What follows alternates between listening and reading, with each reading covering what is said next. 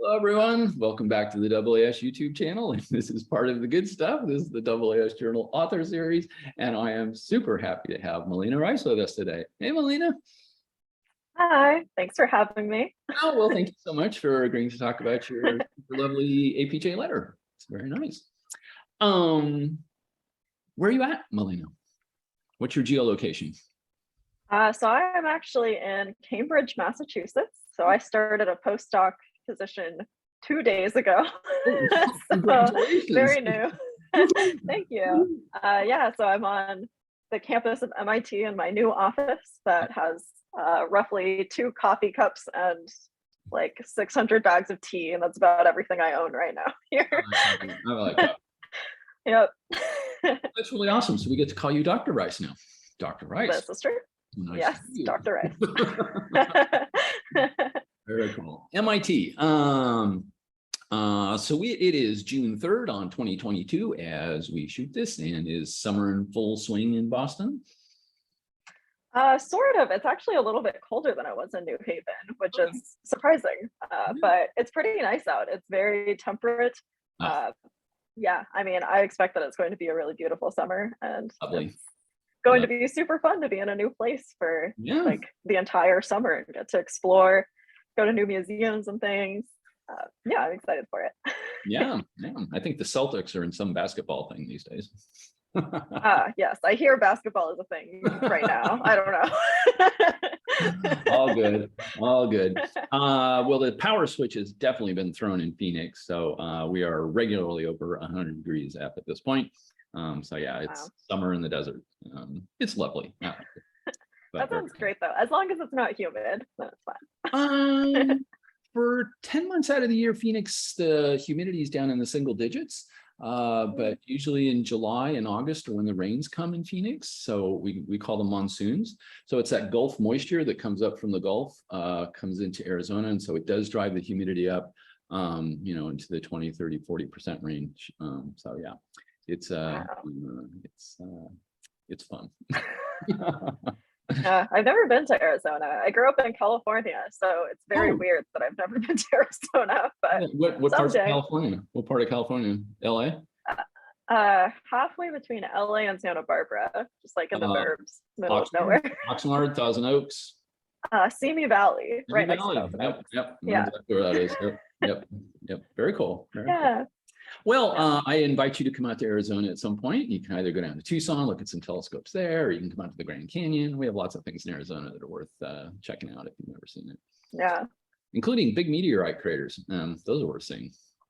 Yeah, I figure astronomy will take me there sometime. It's got it right. Yep, absolutely. Absolutely. Very cool. Melina, what do you like to do for research?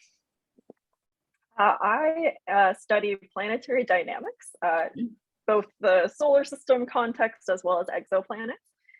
So it's pretty broad. Dynamics can be applied to lots of different things. I've had a lot of fun in my dissertation, just kind of hopping from subject to subject. So I work on Planet 9, but I won't talk about it all for this paper. I work it's one of the few times I've ever heard anybody say they had fun writing their thesis. I have to say that. Yeah. Well, okay, the thesis itself was just writing an intro and a conclusion, so that was fine. Staple the papers together. The research part was fun, mostly, or maybe it's one of those things where you kind of block out the negative parts of it and you're like, oh, what a nice time I had. Yeah. These are returns to adventure. Yeah. Very cool. But I think I had a pretty good time, so. Cool. Very good. And that is going to bring us to this very awesome APJ letter. It's open access, people. Go get a copy. It's free. Origins of hot Jupiters from the stellar obliquity distribution. And Melina, take us away.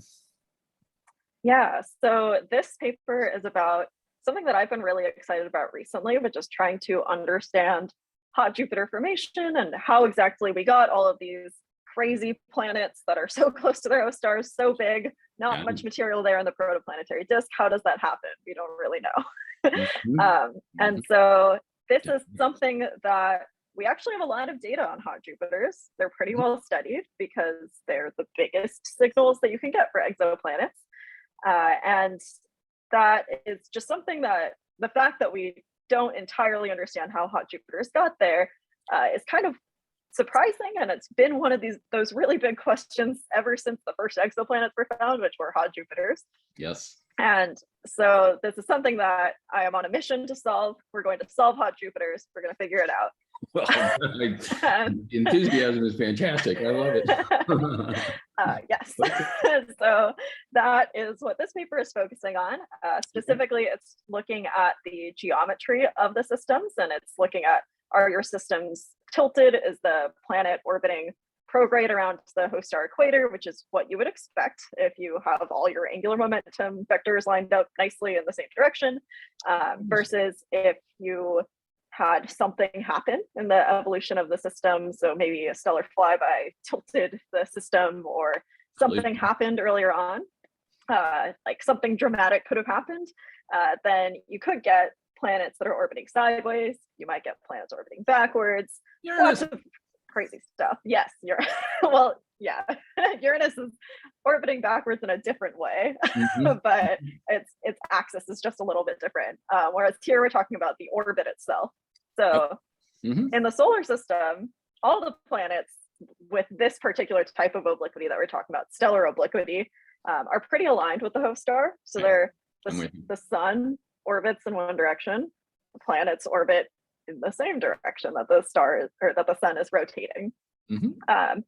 And they're aligned within about 7 degrees or so. So there's a little bit of dispersion there, but they're pretty aligned.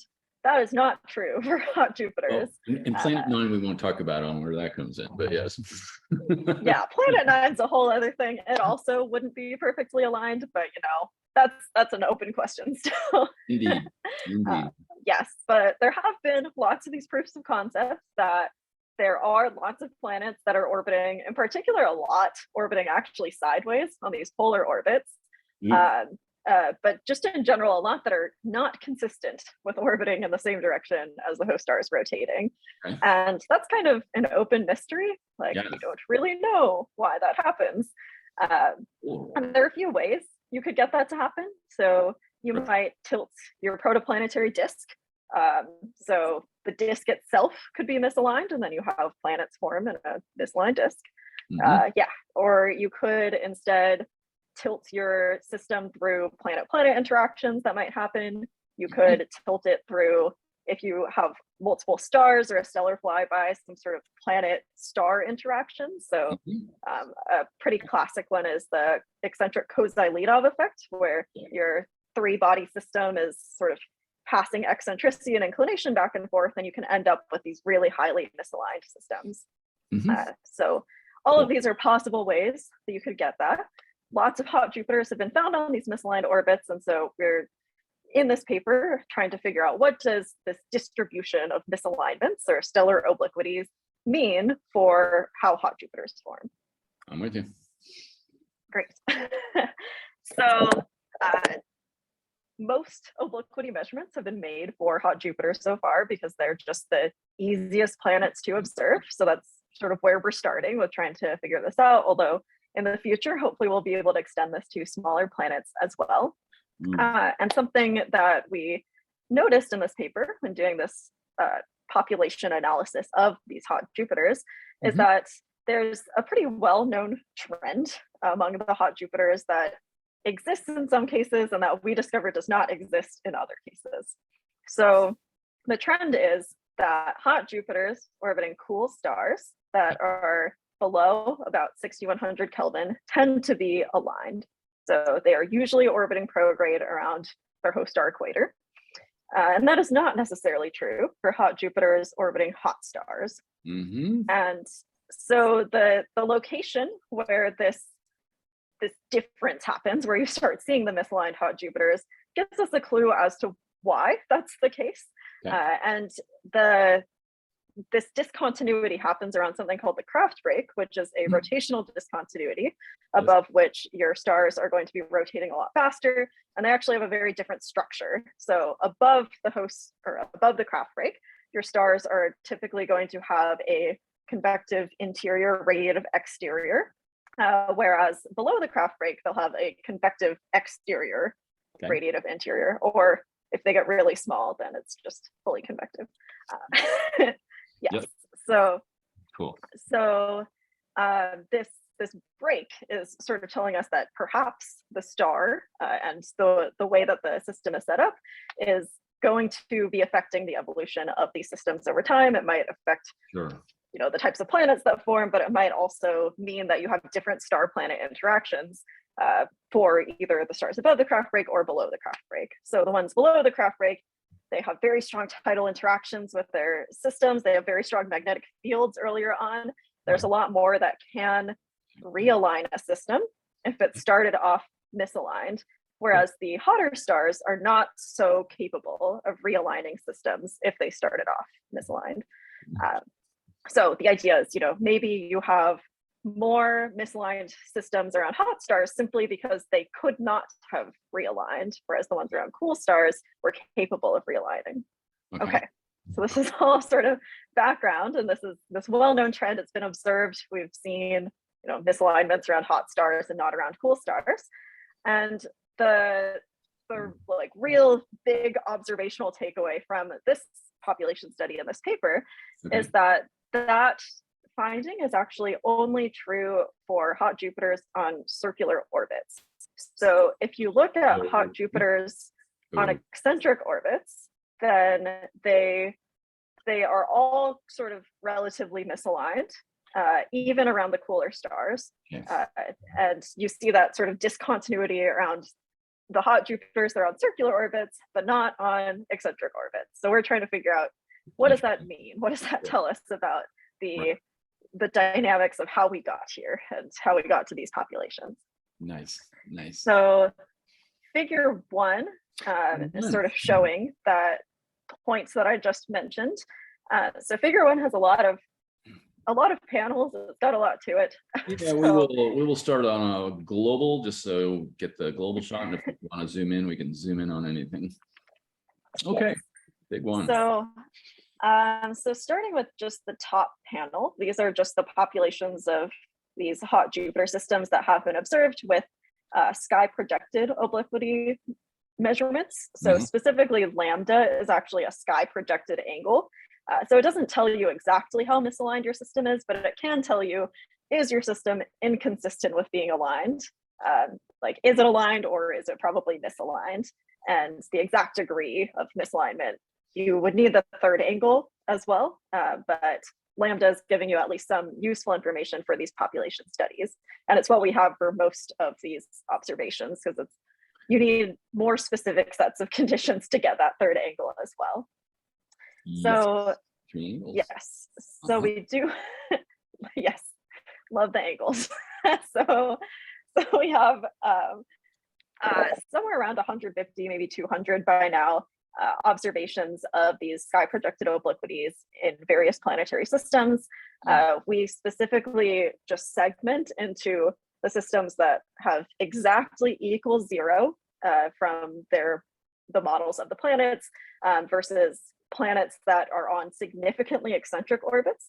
And we pick the ones that are significantly eccentric because those are the ones that we are pretty sure are actually eccentric. If you have E equals 0.05, it's a little bit ambiguous. There are some detection biases that might cause models to show preferentially eccentric orbits as opposed to circular orbits.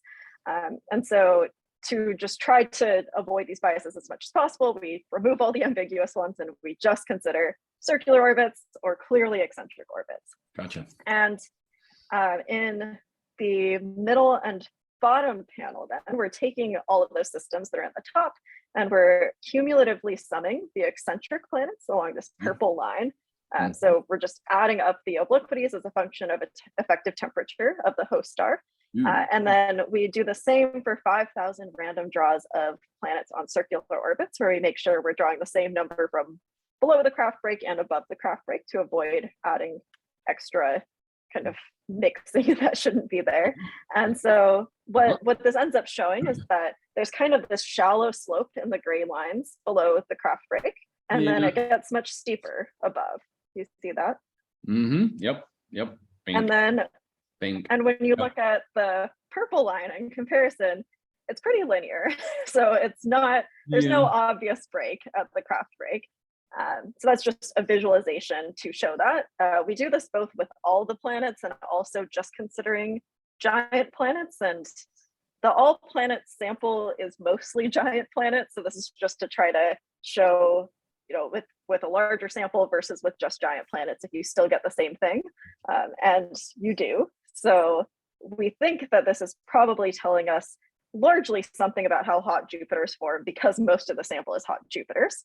Okay. And the right panels are just saying how significant the difference is at the craft break of where that purple line is versus the sort of vertical cut of all of those gray lines. So if you took a vertical cut right at the craft break. Got it. Okay. Yes. Cool. So what this is saying is the planets on eccentric orbits, again, don't actually show this difference at the craft break. And that is potentially telling us something really important about hot Jupiter formation. Yeah. So there are a few ways that you might be able to get a hot Jupiter. You might form it in the location where it is currently found, which could be tricky because there's not a lot of stuff that close in the protoplanetary disk. But you know, maybe you could transport the material somehow. Maybe you would be able to make it work if you set certain initial conditions. You could form the hot Jupiter farther out, kind of like where Jupiter is in the solar system, and then it migrates inwards. So it's another way. Or you could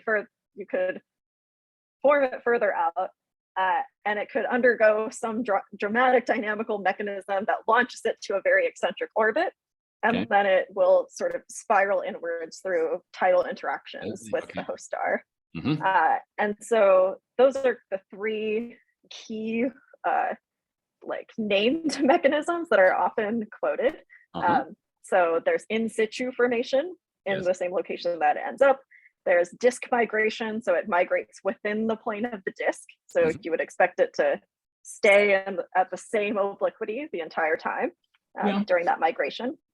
Or you could have high eccentricity migration that kind of naturally launches your planet onto these really misaligned orbits. And so what we are proposing within this paper is that actually all of the hot Jupiters, or at least most of the hot Jupiters, could have probably formed through high E migration according to the stellar obliquity distribution. And some of the systems, the ones on circular orbits, have just had time to tidally realign and to reach the circular orbits. And the ones on eccentric orbits perhaps weren't launched to eccentric enough orbits. Perhaps they just haven't had enough time to actually undergo all of these tidal dissipation processes that would lead them to eventually become a circular hot Jupiter. So ultimately, your tides are going to push your system to circular orbits that are aligned, because that is just the lowest energy system. You're going to always, over time, converge to that configuration. And so some of these systems might have already reached that configuration, whereas other ones they just haven't had enough time. So they're moving that way, but they haven't reached the same point. So that's sort of the idea here, where the really eccentric hot Jupiters, or the eccentric and inclined hot Jupiters, tend to have not had time to already reach, the same point as these circular hot Jupiters that are already realigned around the cool stars. So there are kind of three populations here, where you've got the circular hot Jupiters around cool stars. They're in their end state. They're not really going to evolve much further. They might spiral into the star eventually. So there's some evidence for some hot Jupiters that are decaying in their orbits. But they've had time to dynamically evolve. You have the hot Jupiters on circular orbits, where they have tidally circularized, but they haven't yet realigned, because realignment usually takes longer than circularization. So these are the hot Jupiters around hot stars, where they just couldn't realign yet. And then you have the hot Jupiters that are on eccentric orbits that have not had time to circularize or realign. And that's these purple systems shown here. Okay. Does Yes. that all make sense so far? I'm totally with you. I'm with you. Yep. Okay.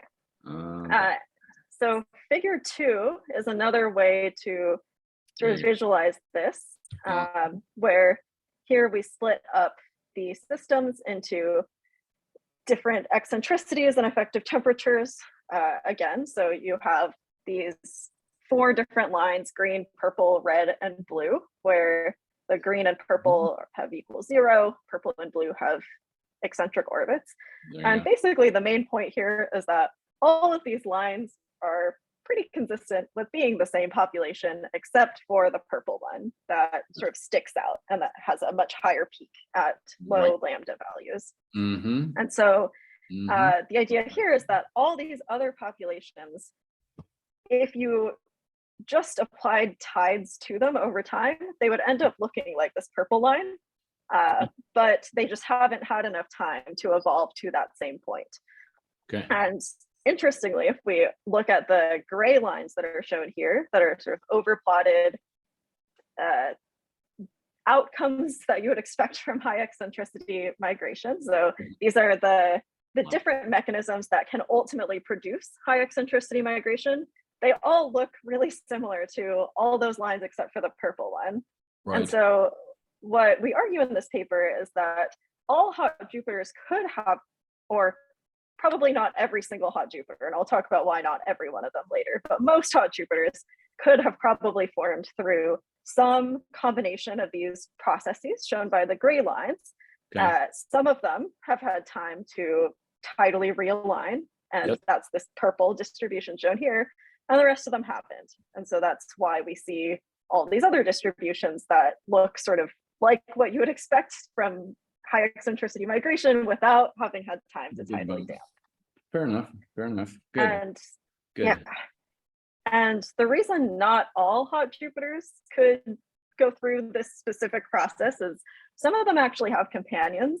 So high eccentricity migration is this very dramatic mechanism where the planet is sort of on this really eccentric orbit. It's probably going to toss anything else out of the system because it's, you know, it's a very dramatic mechanism. And to even reach that orbit in the first place, probably something dramatic may have had to happen. It might have been planet-planet scattering. You might have tossed another planet out already. You might have had Kozai-Leonov interactions or something else that really would not have been good news for any of the other planets in the system. So if you have other planets there, then you probably needed to maintain the system in a relatively quiescent form so that the planets weren't tossing each other out. Okay. So some hot Jupiter systems have been found with companions, not a lot.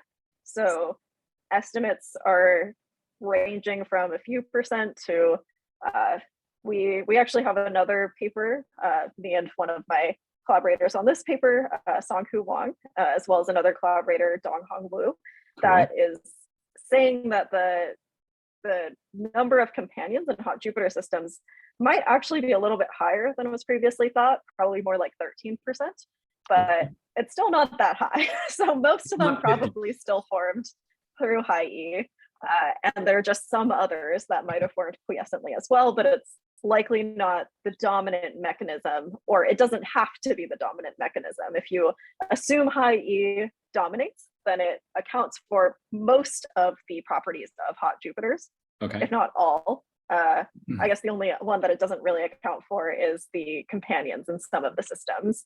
So you wouldn't be able to get every single hot Jupiter system that way, but probably quite a few of them. Okay. Cool. Yes. I'm with you. Yeah, so I actually want to maybe skip to figure 4 before going back to figure 3. Let's do that. So figure 4 is just a visual of the tidal damping mechanism and what we would expect to happen over time. So the yellow line here is just a mixture model of the lines that we saw in figure 2. And if you just apply tidal damping over time, then you end up with this red line. And the red line is not too different from the purple one. They actually could be the same. And the reason that, like, they don't look exactly the same in this picture, but The reason I say it's still not certain whether they're different is because the tail of this purple distribution is actually determined by just a few planets. There haven't been a lot of hot Jupiters on circular orbits around cool stars that are at large obliquities, because they're the ones that are easily tidally realigned. Yes. So there are about 5 planets that determine the tail from 35 degrees onwards to the right. And so that tail is not very well defined. So this distribution could very easily actually look a lot more like that red one. And this is, again, just a very kind of rough, like we just assume linear tidal damping, which is not quite correct. And we have very, very basic sort of just trying to see, does this work? Does it even work? Yeah. So if you take a mixture model and just apply damping in a very rudimentary framework, you get something pretty similar. And you do. That's so comforting. Okay. Yeah. So it looks like that that whole framework is working out pretty nicely. If we go to figure 3, which is, I think, the last figure I'll talk about, this is also showing that, so in addition to I guess in addition to just looking at the eccentric versus circular orbits, we also considered the tidal damping timescales, as well as the eccentricity damping timescales. And we saw that the systems with longer obliquity damping timescales, so that's shown on this x-axis here, the ones that take longer to damp tend to be misaligned more often. So that's sort of what you would expect. And not only do they have longer obliquity damping timescales, but they also have longer eccentricity damping timescales. So that's shown as these kind of brown numbers that are along the top of this top panel. And so really what that is saying is just that both the eccentricities and the obliquities are going to take much longer to damp for the systems that have not been damped. And the ones that have very short eccentricity damping timescales, very short obliquity damping timescales, tend to be aligned and on circular orbits. So all of this sort of seems very consistent. There are actually 2 different processes that produce the eccentricity and the obliquity damping. So eccentricity damping occurs through tidal dissipation inside of the planet, whereas obliquity damping occurs due to tidal dissipation inside of the star. So those are sort of related because the orbit of the planet is going to strongly affect both of those, but they are sort of 2 separate processes that are both kind of separately consistent with this trend that has been observed. Cool. So yeah, all of it together seems to really be pointing towards high E migration as a very promising hot Jupiter formation mechanism. It is sort of showing the obliquity distribution is fully consistent with that mechanism, which it is not so consistent with quiescent formation mechanisms. You wouldn't expect to see so many misaligned hot Jupiters. You might argue maybe your disk was tilted instead. So maybe you had a quiescently formed hot Jupiter in a tilted disk. But another paper that I recently submitted to AAS journals also is showing that warm Jupiters, so similar planets, just at wider orbital separation, tend to be aligned. And if the warm Jupiters tend to be aligned, then the hot Jupiters probably formed in pretty similar disks. So the idea there is if the wider orbiting planets that are very hard to tidally realign are all aligned, and they're hard to tidally realign because they're orbiting farther from the host star, so they don't interact very strongly with it.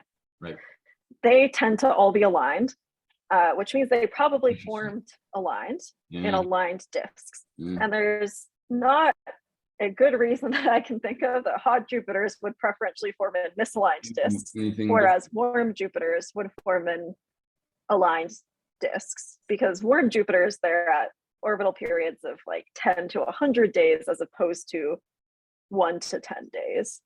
So it's not a big difference. There's not a particular reason that they would form in very different disks or disks with very different orbital configurations.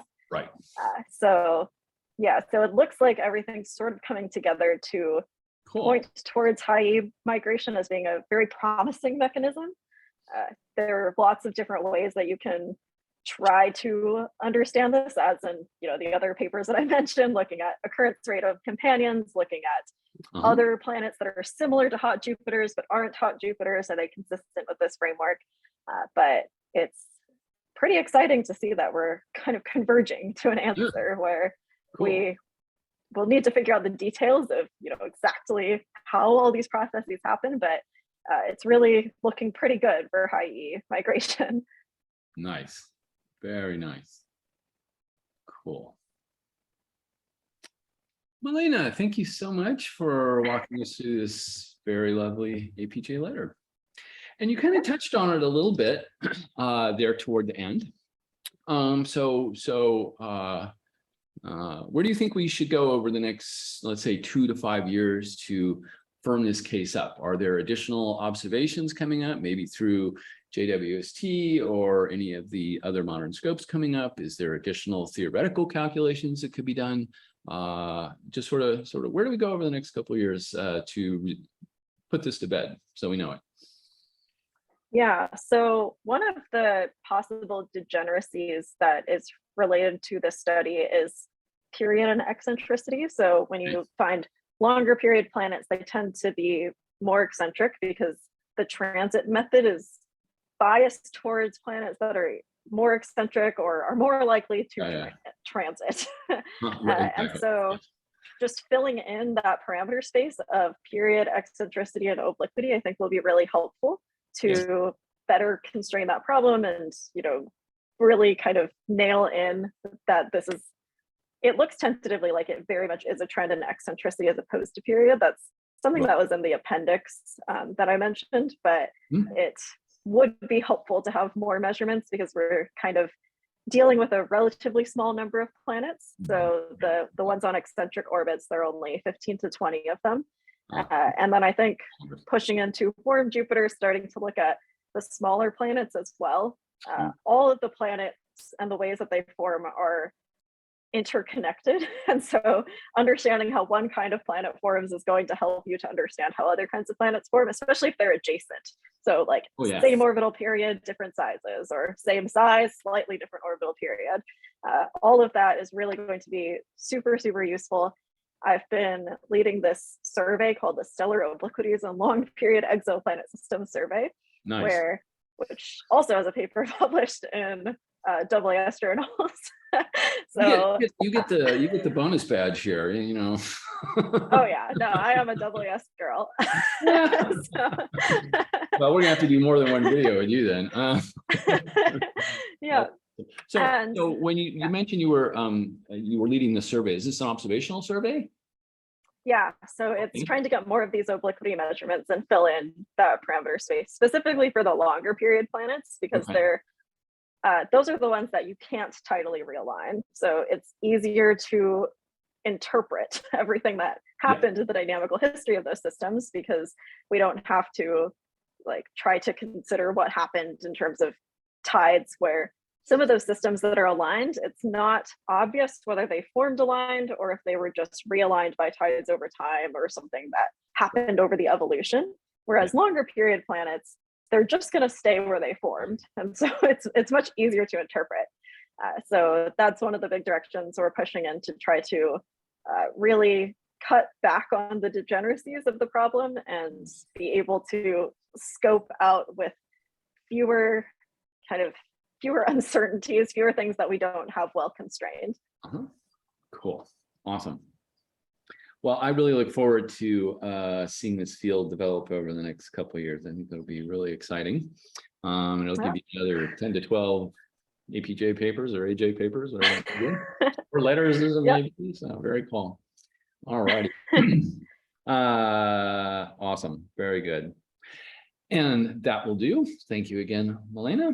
And I hope this made your astronomy day just a little bit better, and we will see you on the next one. Bye-bye. Bye.